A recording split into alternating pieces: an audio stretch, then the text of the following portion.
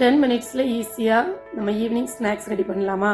உங்கள்கிட்ட நேந்திரம் வாழைப்பழம் மட்டும் இருந்தால் போதும். அதை வச்சு சூப்பராக ஒரு வாழைப்பழம் பஜ்ஜி நம்ம ரெடி பண்ணலாம். இப்போ அதுக்கு நான் ஒரு பவுலில் 1 கப் அளவு மைதா மாவு எடுக்கிறேன். 2 டீஸ்பூன் அரிசி மாவு,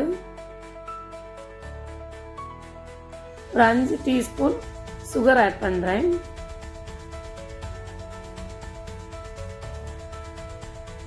நீங்கள் உங்கள் சுவைக்கு ஏற்றபடி நீங்கள் ஆட் பண்ணிக்கிடுங்க. அப்புறமா ஒரு 2 பிஞ்ச் அளவு உப்பு ஆட் பண்ணுறேன். 1 பிஞ்ச் காயப்பொடி, ஒரு 1/4 டீஸ்பூன் மஞ்சள் பொடி. இப்போ தேவையான அளவு தண்ணி விட்டு நம்ம பஜ்ஜி மாவு பதத்துக்கு இதை நல்லா கலந்து எடுக்கலாம். நம்ம இதில் சோடா உப்பு எதுவுமே நம்ம இதில் ஆட் பண்ணலை. பாருங்கள், இந்த மாதிரி இந்த பதத்தில் நம்ம கலந்து எடுக்கலாம். இப்போ ஒரு 3 நேந்திரம் வாழைப்பழம் எடுத்து வச்சிருக்கிறேன். பாருங்க, இது நல்லா தோலை எடுத்துட்டு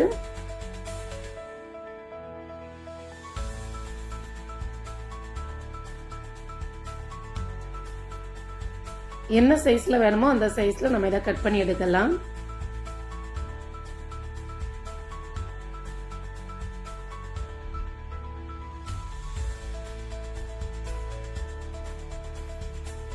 இப்போ ஒரு கடாய் எடுத்துருக்கோம். அந்த கடாயில் நம்ம பொரிக்கிறதுக்கு தேவையான அளவு ஆயில் இதில் ஆட் பண்ணலாம். ஆயில் ஹீட்டான உடனே நம்ம கட் பண்ணி வச்சிருக்கிற அந்த வாழைப்பழத்தை அந்த மாவில் நல்லா முக்கி அதை ஆயிலில் போட்டு ஃப்ரை பண்ணி எடுங்க.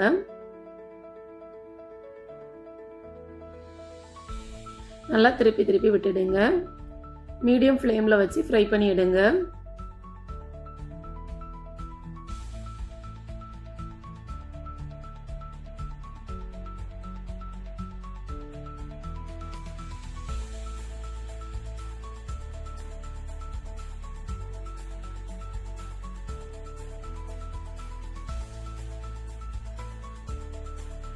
பாருங்க, சூப்பரான வாழைப்பழ பஜ்ஜி நமக்கு ரெடி ஆயிட்டு. நீங்களும் ட்ரை பண்ணி பாருங்க. லைக் பண்ணுங்க.